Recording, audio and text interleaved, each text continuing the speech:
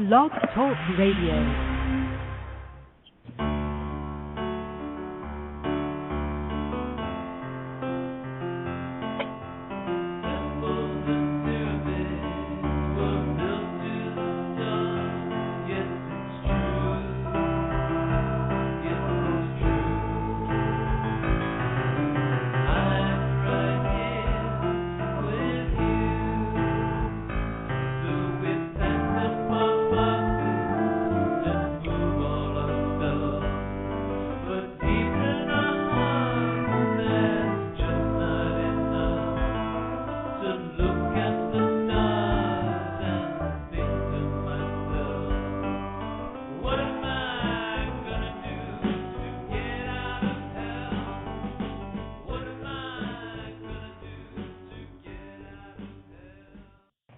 I would like to welcome everyone to John Talk Radio tonight. My special guest is Ryan Bousquet. Ryan, welcome to the show. Hi. How are you? You know, I'm doing pretty good. How are you doing? I'm doing pretty good, too. I'm excited.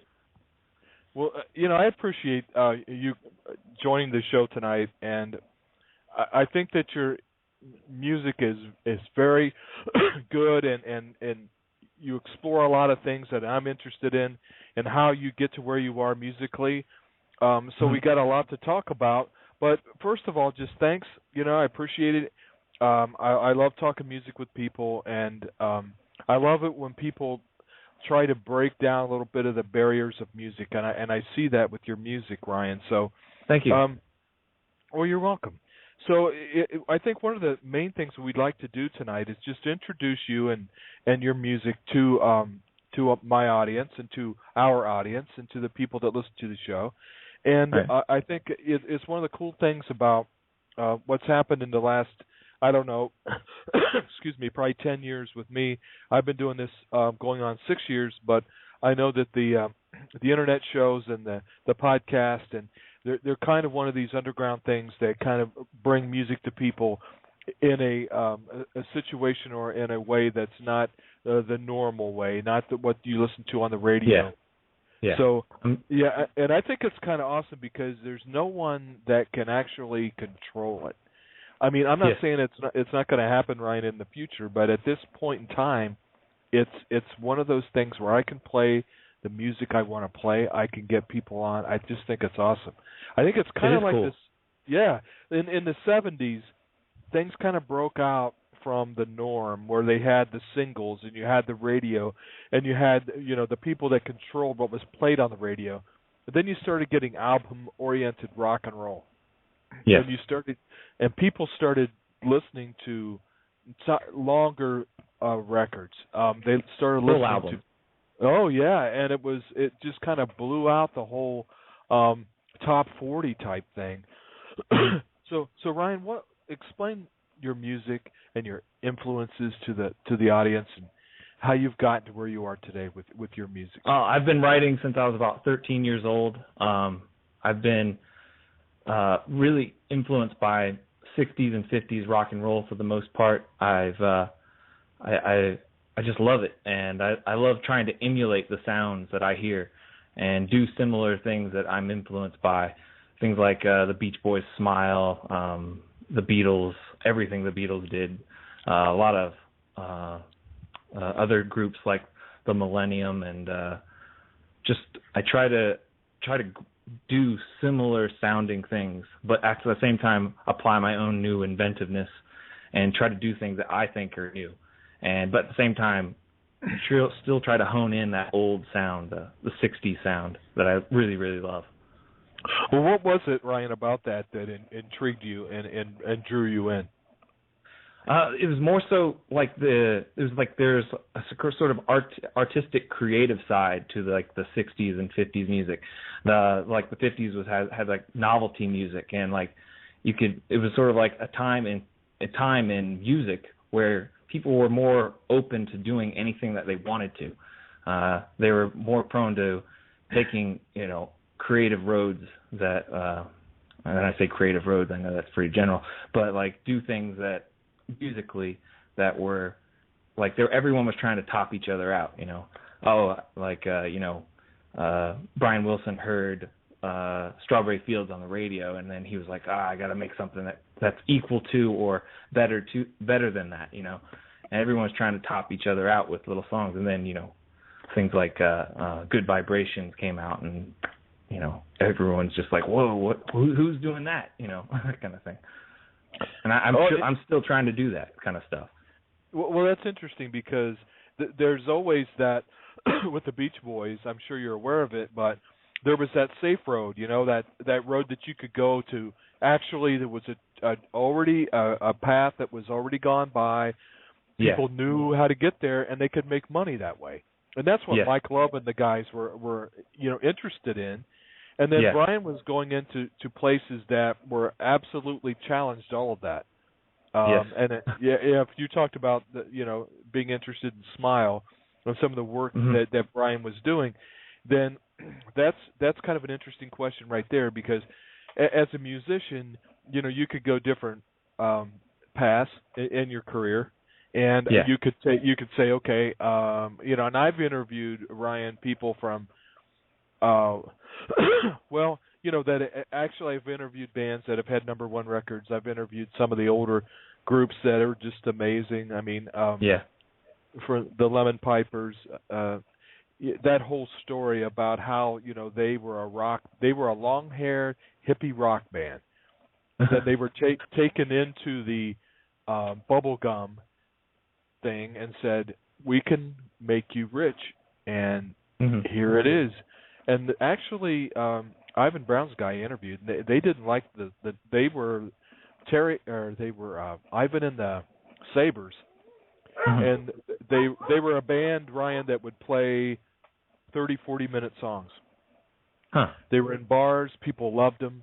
Then they took them to New York. I can't remember the guy's name. I think of it. He's one of the big bubblegum guys. They said, here's the song, Green Tambourine. You play that, your name is now the Lemon Pipers. What do you think? And they said, no, this isn't going to work. This isn't us. We can't play that stuff. We're not a bubblegum band.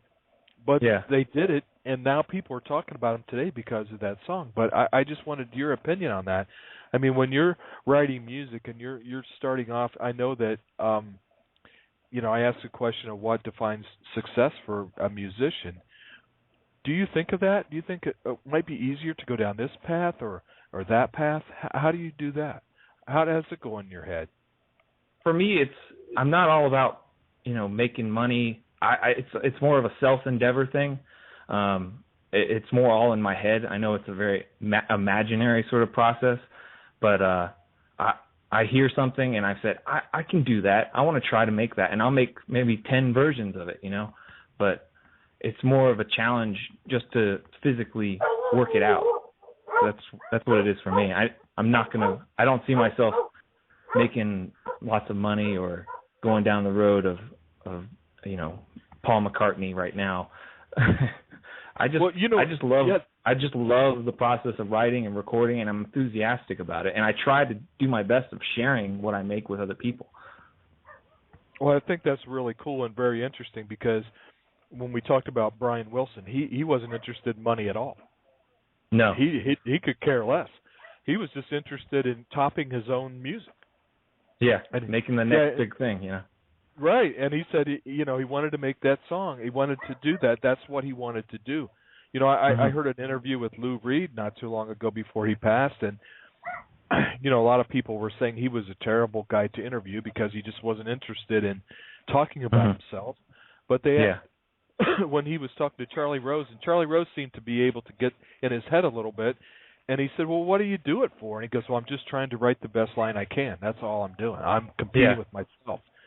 And I think, and it's what I'd like to talk about, Ryan, is the fact that a lot of people hear Brian Wilson music, a lot of people hear Paul McCartney music, but it's hard to take that platform, even to emulate it, because of the difficulty of the music. It's not easy music to do. How do you? Let's talk about that. Let's talk about your musical background and how you got started in music and how you're technically able to do that. I play by ear. My grandmother taught me how to play. She bought me like a chord book, a piano chord book, at at like 12, 13 years old, and I would doodle around a little bit, learn the chords, and then she bought me a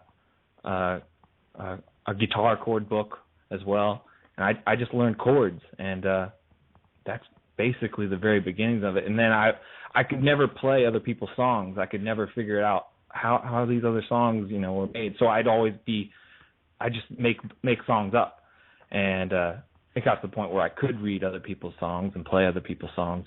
But that early period was all just trying to make something that sounded good, and it was always like a sort of an inventive, creative process that I was more interested in, and ultimately, in the end, where I am now, that I'm still doing that. I know a lot more chords. I know a lot more musical little gimmicks, but it's still the same sort of the process that I started at the very beginning. It was just figuring things out. What sounds good, that sounds interesting. These couple of chords work good together. I'm going to work something around that, and then all of a sudden you have this monster of a thing, or not so much of a monster of a thing that just sounds just as good, It's just I enjoy the process, basically.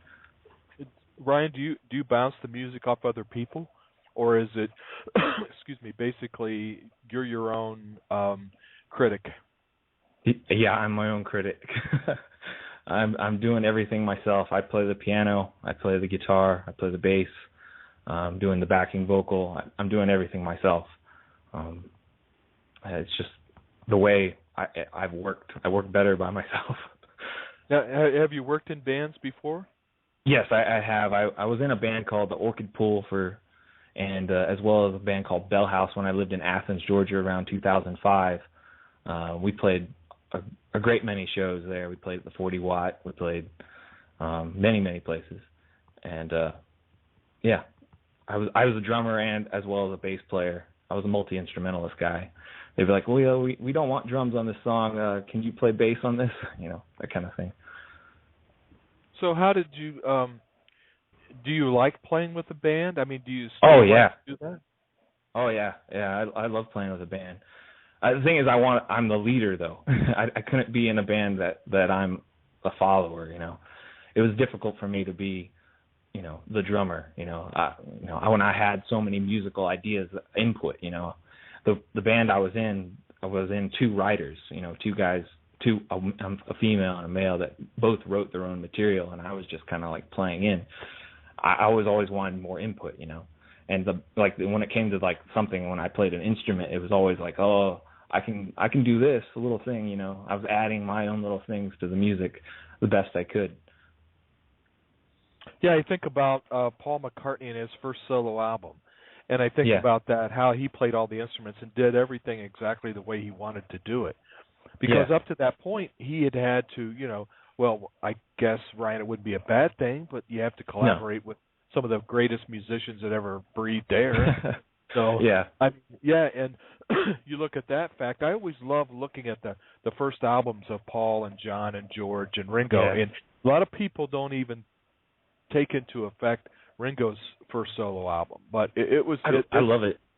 Totally amazing. And it had if I'm not mistaken, I think it had all of the Beatles on it somewhere through the album. Yeah. So it was. Yeah, it did. Yeah, I Am the Greatest, and what is it? What's the other song? I can't think of it right now. You're 16, you're beautiful, and you're mine. That one. Yep. Oh, he had. I know Harrison played, and I think Lennon played on. I don't think they all played together, but they were somehow on the record. So I think Harry Nilsson was on one of the songs as well. He played piano on it. He refers to it in one of the songs. He says Harry. He says the name. Play it, Harry, and then you hear a piano solo. Because they were working together at the time on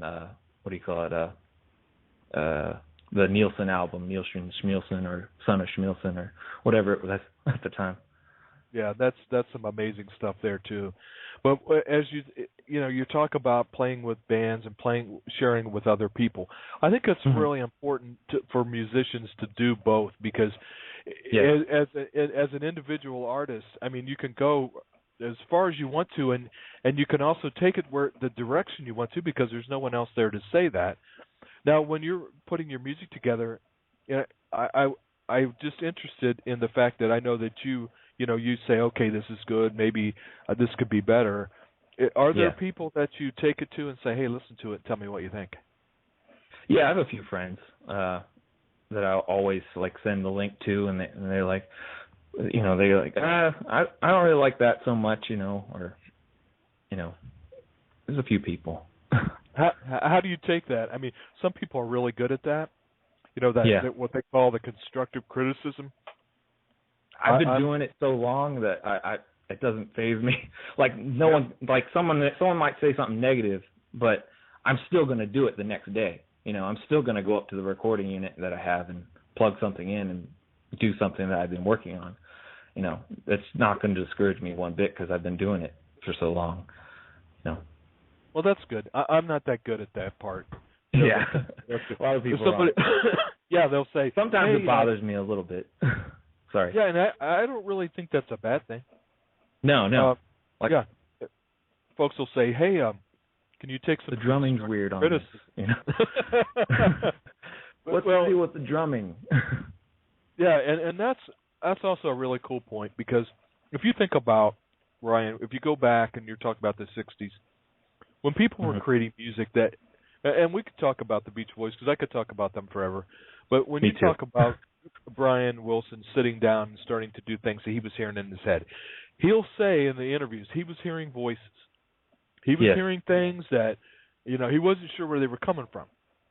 Mm-hmm. Now, we can go different directions on this, but let's take it down this road that he wasn't afraid to follow that. And I'm sure he got, I don't think too many of the people liked it at the time he was doing it. No. And I know that's still a division with him and Mike Love and Brian Johnston and those guys, or Bruce Johnston. But the whole thing is, when you're doing this music, I'm just interested in you as a singer-songwriter. Yeah. As going in a direction that that may not be the most popular. Now, how does it translate, Ryan, when you take your music live? When you're doing you're creating in your studio and you're doing it that way, and you're listening to it, you're thinking, yeah, I like that. Then you have to take it into a live. Do you like doing that? Taking it to a live? Oh, I like it a lot. It's not as full or rich as sounding as as a recording, but I take it to make it sound as tiny as possible without overdoing it. Just use the basic chords, sing the song, sing it as pretty and calmly as I can, and that's all I do. It's a little thing, Then that's what all songs start off as, a little sounding thing, just a voice and a piano, or just a voice and a guitar, and I take it from there. I don't try to belt it out, but like on the recordings, I go a little bit louder, I take it to that next level, I play a little bit harder, try to get a little bit more expression in there. But when it comes to live stuff, I'm a little shy and timid. Well, my guest is Ryan Bousquet, and we're talking about his newest album, which is Temples and Pyramids. We played the title track, I believe it is, when we started the show off. So I think we'll take a music break, Ryan, and we'll play another song. I was going to play Who We Are. Could you talk about that? Yeah, Who We Are. That's a song about questioning your identity. It has to do with questioning our identity or our DNA kind of thing. There was this guy named Zachariah Stitchin, and he started researching the origins of humans and things like that. And I heard some stories, and I thought it was interesting. And I didn't want to reference all the things he was talking about. I just kind of wanted to suggest it.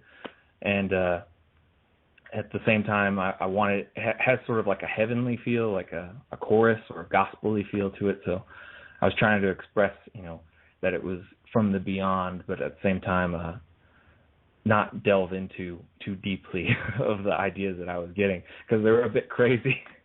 But I just wanted to express something, something's not right with history.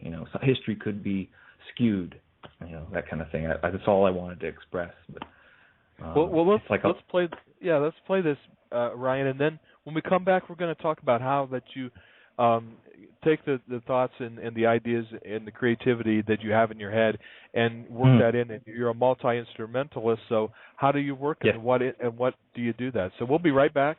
Ryan Bousquet is my guest, and we'll be right back after this song.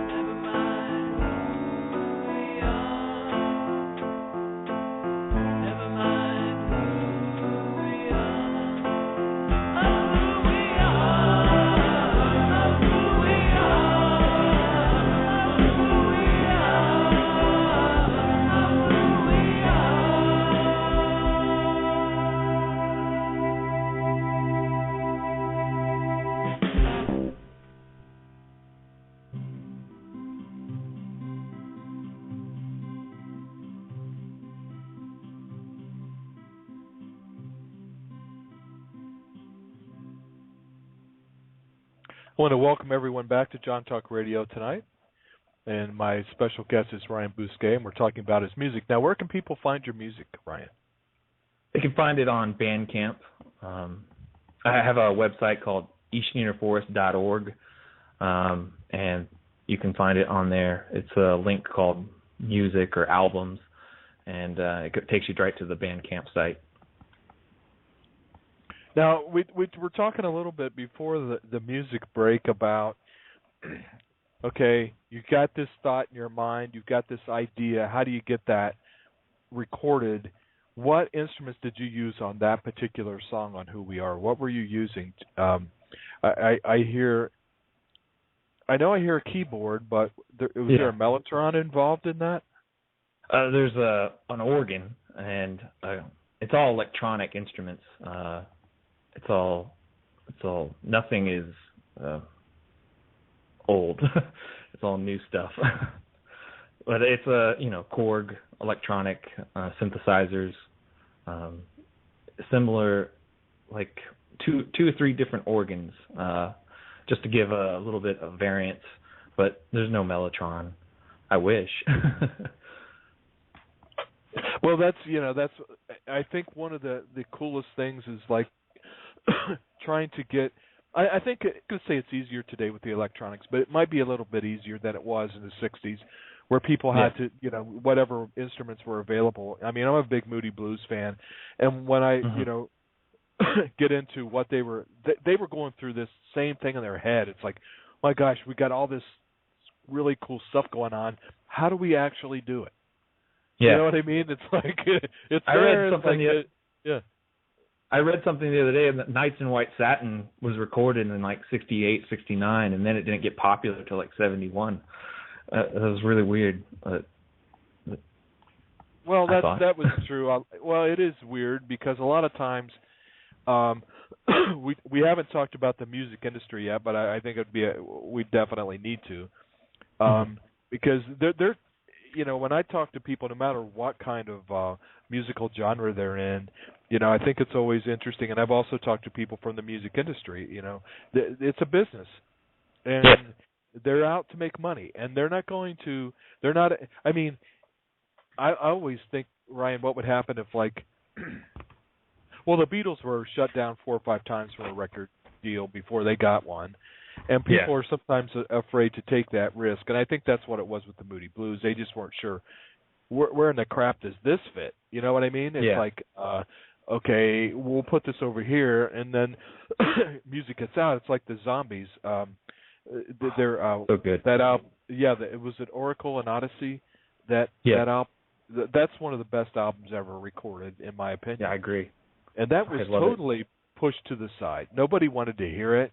Nobody wanted to. They didn't know where the market was. Self-funded album. They did it by themselves. Like Chris White, he pretty much paid for the thing himself at EMI at the time. Well, I had an opportunity. Yeah, I can't remember everything. I saw the Zombies at the Ohio State Fair, which is pretty funny because it's an agricultural thing, and the Zombies played, and I thought, what? The Zombies are playing? So I went to hear him, and Rod Argent was there, and Colin Blunstone, and it was magical how these guys are so incredible, and I just love that. Let's talk about where we talked about this a little bit, but with today's music and my gosh, I don't want to talk about Miley Cyrus and all those people, but they're getting rich over certain types of music, popular music that is kind of cultivated for that. It's like do this, sound like that. Okay, so Ryan Bousquet's got music in his head and he wants to get it out, but you're doing it from your own integrity of music to what you feel is what's going to satisfy you. Yeah. Are there markets for that kind of music? I mean, how? I just sometimes it blows my mind sometimes to know that there's some really intensely good music out there that people have never heard. How do you get your music heard? I mean, outside of amazing radio shows like this one. Yeah. Laughter. People can laugh, but that. How do you do that? I mean, how does a musician do that in today's world, Ryan? For me, it's live. You have to play live. So you have to literally go out there and make contact, shake hands, play the songs, and be enthusiastic about it. You have to give out a free CD every once in a while. It's not hard, but a lot of people have a hard time, making time to do that. I struggle with that, making time to play a live show. When it comes to live shows, I don't even schedule them. I just say, where's the next open mic? And I go to the open mic. I go to openmicatlanta.com and just go there and, this is where it is. I'm going there. It's just pop up, show up, kind of thing. And I've made a lot of good friends, and I've made I just do it because I love it.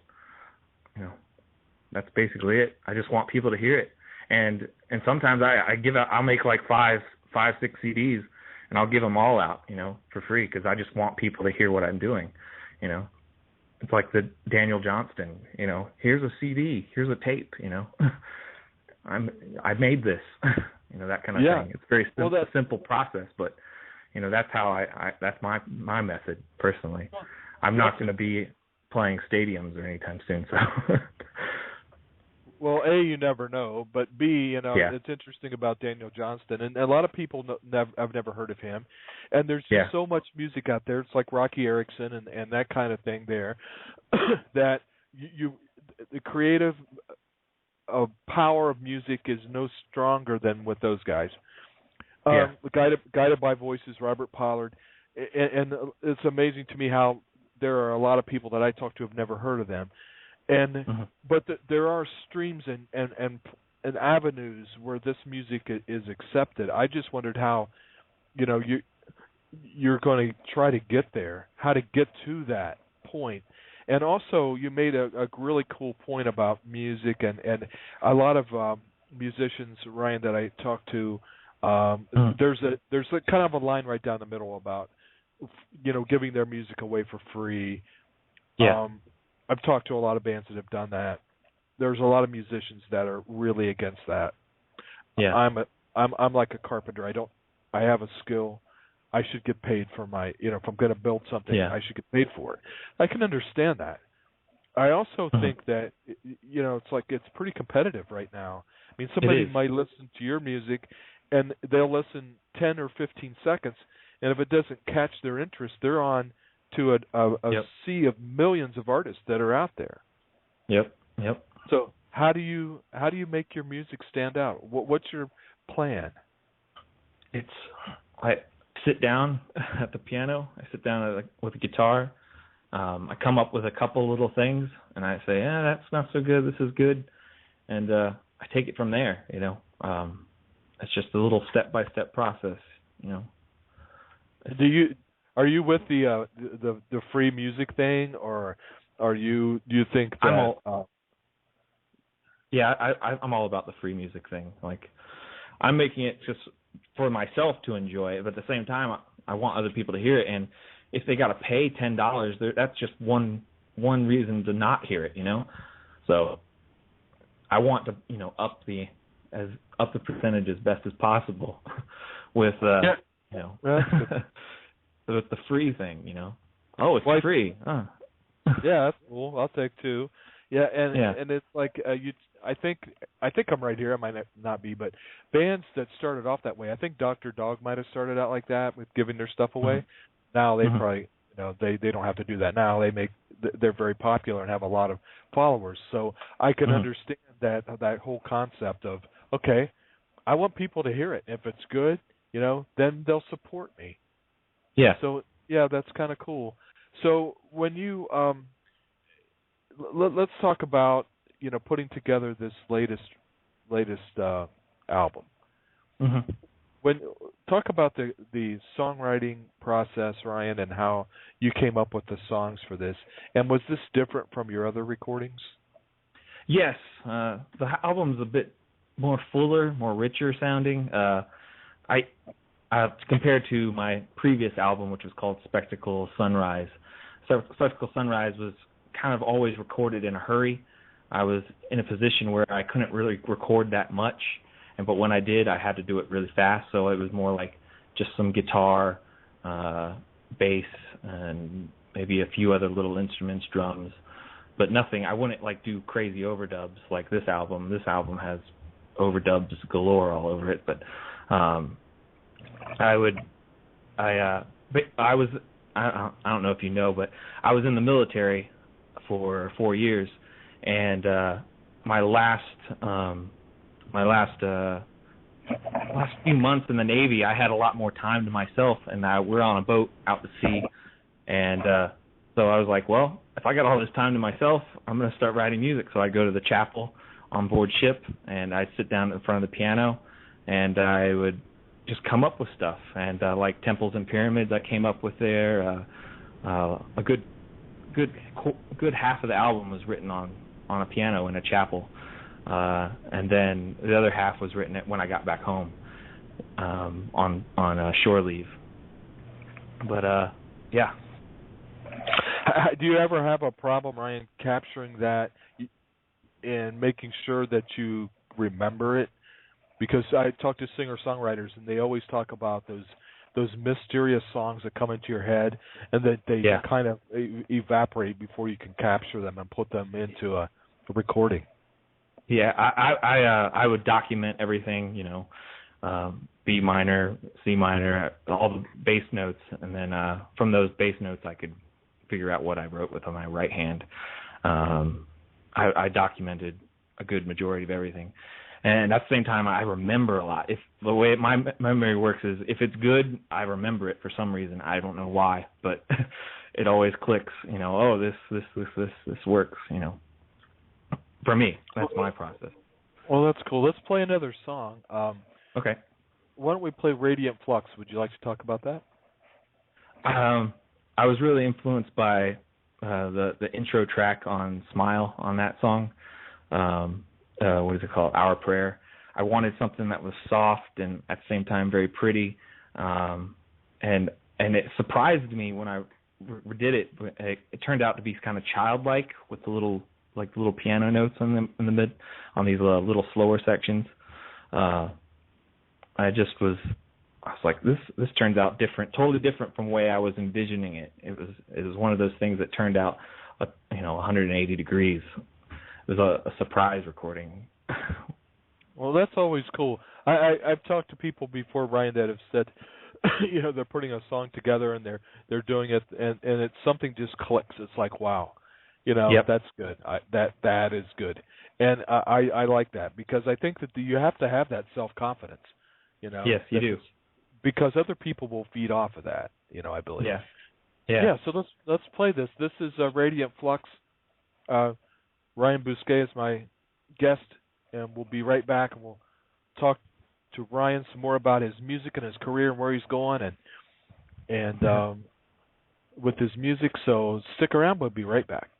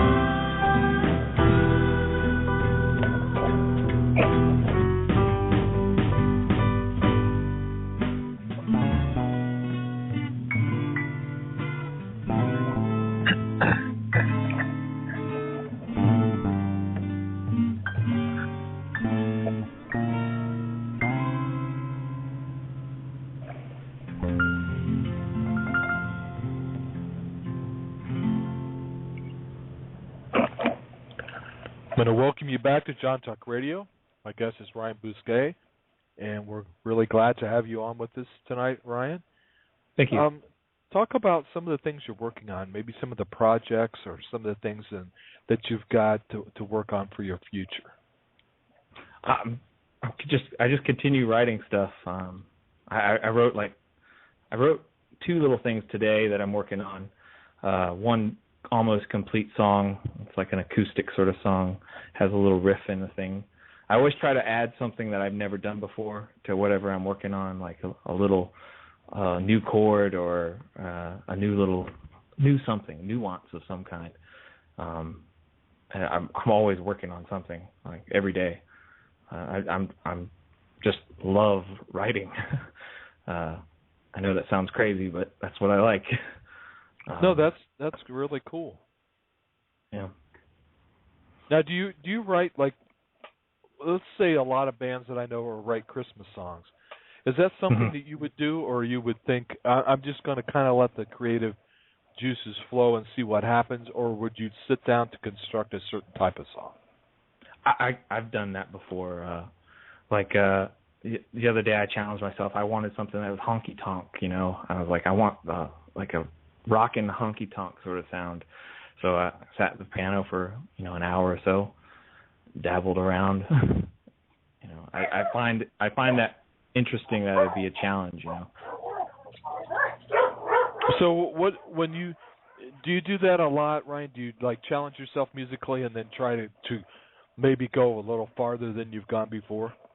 Yes, yeah. That's the whole process is always try to do something new, because C always sounds like C chord, A chord, A minor chord. But if you add that little extra thing, that little extra twist, that just adds it, makes it sound extra different. That's what it's just that little thing. That's all that matters. Now, when I've been talking to singer-songwriters in the last year, some of the things that have popped up in my head when I've talked to people from different countries and different geographies, I always ask them about that, about how geography of your settings influences your musical style.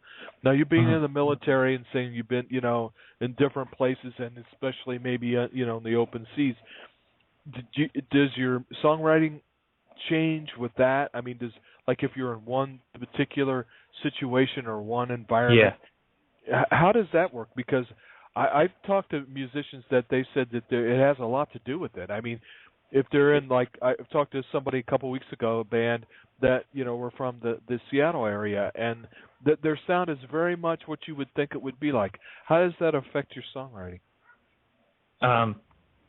In comparison to my last album to this album, I was in sort of like a contained world. I didn't have a lot of time to spend on music, so the songs were simpler, not so much adventurous melodies and chord structures.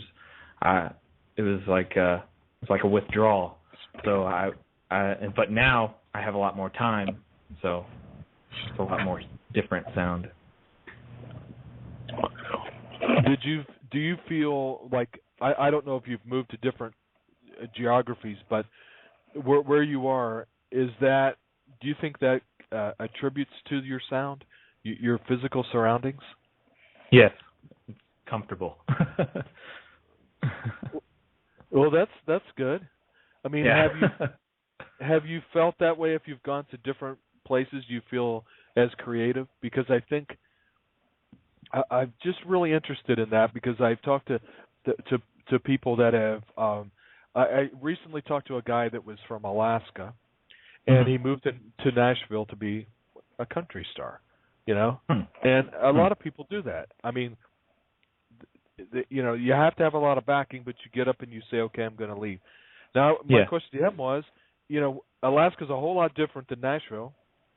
Right. So when you're writing your music there, you know what I mean? And you're like you said, Ryan, is a very good point about you're comfortable. Then you get in this situation and be like, okay, let's take Ryan and let's put him in Nashville. How do you think that would alter your creativity? I wouldn't say much. It depends on what, if I had everything that I have now, I don't think there would be much of a difference. I'm still going to be listening to 50s and 60s rock and roll and trying to emulate the things I'm interested in, I don't see the place I am at to be much of an influence, unless it was something that was hindering my time that I could do it or not do it, Yeah, it's kind of like, to me, I think of that. I think of the Muscle Shoals, the Wrecking Crew. Would that have happened anywhere else? I don't think it would have. I mean, the Chicago blues, the psychedelic music from, the San Francisco area and the Bay Area in the 60s. What influences and what physical influences? I think that's kind of interesting to me. So I just always like to ask that question. Yeah. Yeah. To the singer-songwriters. Now, what are some of the the artists that you've heard that are your favorite concerts or your favorite live performances? I've been to Brian Wilson, of course. I've been to the Beach Boys. I didn't like the Beach Boys as much because Brian Wilson wasn't there, but I really enjoyed the Brian Wilson. He played some really songs that I never thought I'd ever hear live. I was surprised. Other artists, I'm into these this new band called they call themselves The Quasi, but they've been around for like 20 years.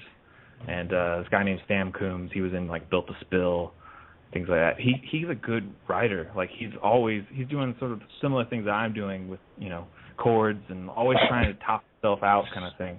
And it's cool to see a guy somewhat a little bit older than I am, doing something that I'm doing, and I just don't feel like I'm alone, that kind of thing. He's just really enthusiastic about writing and recording, and they tour, but I don't tour, but it's still very, very neat. Well, that's kind of cool. I mean, there's a lot of. Do you ever talk to people like that to see, okay, this is where you are and this is where I am, and how do I get to where you are? Do you ever talk to musicians and people like that, Ryan, to see, what? Because I can guarantee you it's not an easy path. It's not. Yeah, it's not. And bands that are out there that are professional musicians, gosh, I've talked to them. I could tell you a million stories, but they'll get concert gigs to go to Europe. I just talked to this guy. I won't say who he is because it's kind of embarrassing, but he got this gig to go to Europe. It was all set up. It was all there. When he got there, the paperwork wasn't right. He couldn't even get in the country. So things like that were like, oh, now I'm back home. I'm out a couple $1,000. Have you talked to people that have like maybe been mentors to you in the music industry? Not much. I have friends, close friends that are doing similar things to what I'm doing. That's about it. I've never really had a conversation with someone similar to what I'm doing at home, alone by themselves. A lot of the times. You're in my room. You could. The Brian Wilson song that came up in my mind. But okay, let's play another song. I just want, when people listen to the podcast, to hear your music in here. So let's see. Let's play In Our Wake. Would you like to talk about that? In Our Wake is me trying to do a Beatles imitation. I really wanted to sound something like off the White Album, and at the same time I wanted it to be very strong and catchy. That's basically it. I really loved the sound, and I wanted to write something that sounded very similar to it. Okay, well, we'll play that. This is In Our Wake, and we'll be right back after this and finish the interview with Ryan.